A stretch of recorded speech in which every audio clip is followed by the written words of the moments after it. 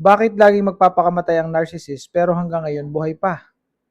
So marami sa inyo nakaka-experience nito kung saan laging nagbabantang magpapakamatay o nagpapakita na siya ay magpapakamatay, no? Naging habit na ito. Paulit-ulit na, palagi na, at tila ba'y parte na ito ng inyong relasyon na laging may suicide attempt. Kahit na LDR, may ganito eh. Pinapakita sa video. Pagka nasa video call na maglalaslas, may hawak na blade, o kaya may hawak na gunting, o kutsilyo, o kung ano man. No, pinakikita dun sa kanyang partner na siya ay magpapatiwakal na. So, alam ko marami sa inyo talagang ito ang burden, ito ang na-experience na nagdudulot ng matinding takot, no, matinding pag-aalala, at minsan ay gusto nyo na ring magpakamatay dahil sa pangyayaring ito. Minsan sinasabi nyo na, sige, ako nang uuna. Magpapakamatay muna ako bago ikaw. May mga ganun eh, na mga pangyayari. Pati ikaw nadamay na eh. Parang ang datingan nito, naging contagious na tong pagpapakamatay na to. Sige, magpapakamatay ka, magpapakamatay din ako. Magpakamatay na tayong dalawa. 'Di ba? So ano nga ba to? Okay. So this is called emotional blackmail. No, blackmailing to. So bakit nga ba may ganito? No, sa madaling salita, pananakot to. It's because of two reasons. Manipulation and control. Manipulasyon at control. So paano to ginagawa?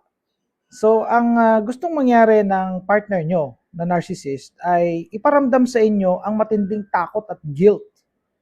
No? So syempre mararamdaman mo yung takot at guilt, fear. So ang mangyayari niyan, susunod ka. No? Matatakot ka eh. Susunod ka sa mga conditions niya o mga gusto niyang mangyari. Halimbawa, gusto niya na patawarin mo siya dahil siya ay nagtaksil. Meron siyang kabit.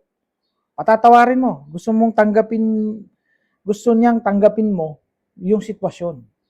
Ang gagawin ngayon niya, no, kukuha siya ng panggayat ng sibuyas, tapos lalagay niya dito sa leeg, tapos igaganon niya. Sige, wag mo akong patawarin.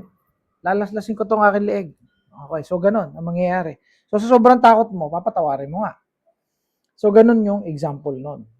Another one, yung iyong awa at takot, no? Kasi mixed emotions to eh. May awa ka, may takot ka para mapagbigyan, no, ang kagustuhan niya. Ginagamit niya 'yun. So that's what we call manipulation. Kita niyo yung manipulation, yung pagpapaikot sa inyo. Ganun katindi 'yun. Another one, may tinatawag na emergency button ang narcissist. Okay? So, again, emergency button. Ito na nga yung suicide or suicide attempt. Yung pagpapakamatay niya, yung pananakot niya na magpapakamatay siya. Ang tawag doon is emergency button ng narcissist. Okay? So, pag sinabi nating emergency button, ito yung kanyang pipindutin kapag wala na siyang ibang choice. Okay, no choice na siya. Para bagang kung sa jet, no, sa mga jet fighter, ang gagawin niya is pipindutin niya yung eject button kasi babagsak na yung eroplano o babagsak na yung jet, so magi-eject siya. So parang ang dating nga sa ganitong situation ay kagaya nito, emergency button. So wala na siyang kayang gawin, ramdam niya na hindi ka na kontrolado, wala na siyang control sa'yo, hindi ka na niya kayang i-manipulate, wala na siyang pag-asa. Ang tawag doon is narcissistic injury, loss of total control. Eto na, ilalabas na niya ang emergency button. Kiklik na niya yung pak! Pag kinilik niya ngayon yun na yun. Ibig sabihin, mag-activate na yung suicidal attempt niya. Yung pananakot niya, yung fake suicide. Sasabihin niya, sige, wag mong wag mong gawin yan. Yung sinasabi ko sa'yo, wag mo ko sundin. Bawa, pulis. Usually, pulis. Gumagawa nito eh. Pulis at saka sundalo. No, marami ako ditong followers na asawa ng mga sundalong cheater at saka mga pulis na cheaters. So, ang gagawin, kukunin yung baril, ipapakita. Itututok sa ulo. Ay di walastik ang takot nung misis. Ay di susunod ang misis sa gusto. Ay magpapakamatay halimbawa, video call o kaya personal o face to face. Huhugutin yung baril, ikakasa, tapos igagayon. Something like that.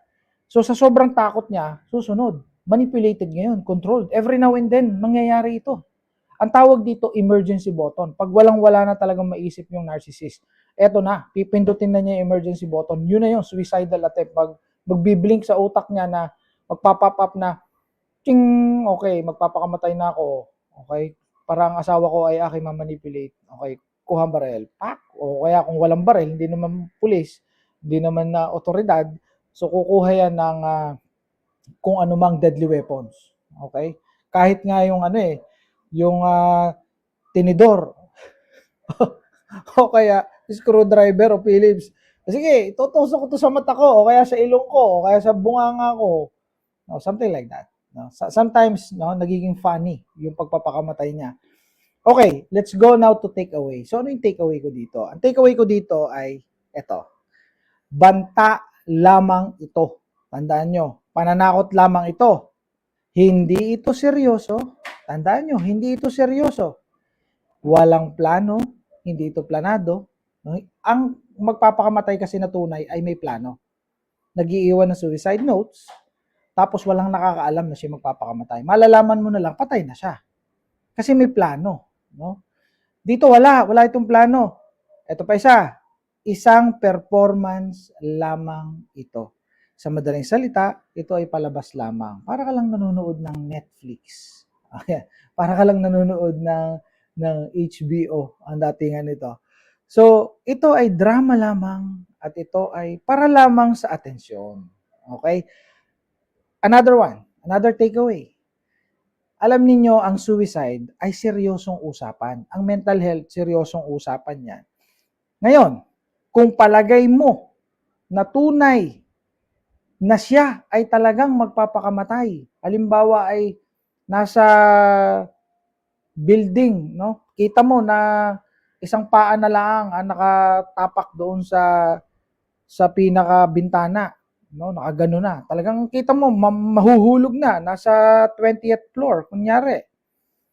Aba, ang gagawin mo, kung meron ka na talagang ebidensya o talagang tunay na magpapakamatay na siya, it's time for you to report immediately ito sa otoridad. Tumawag kayo sa 911 or sa hotline ng yung mga tungkol sa suicide or para sa suicide o suicide hotline. Sa ibang bansa may ganyan suicide hotline, no, 911 or barangay or kung sino man na authority doon sa inyong lugar o sa building. I-report nyo ito. Kasi ito ay emergency.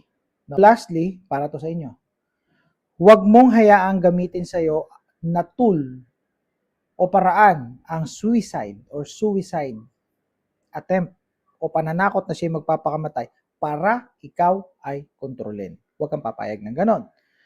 Huwag kang papayag na gamitin ang suicide attempt o ang pagpapakamatay para sirain ang iyong peace of mind or sirain ang mental health mo.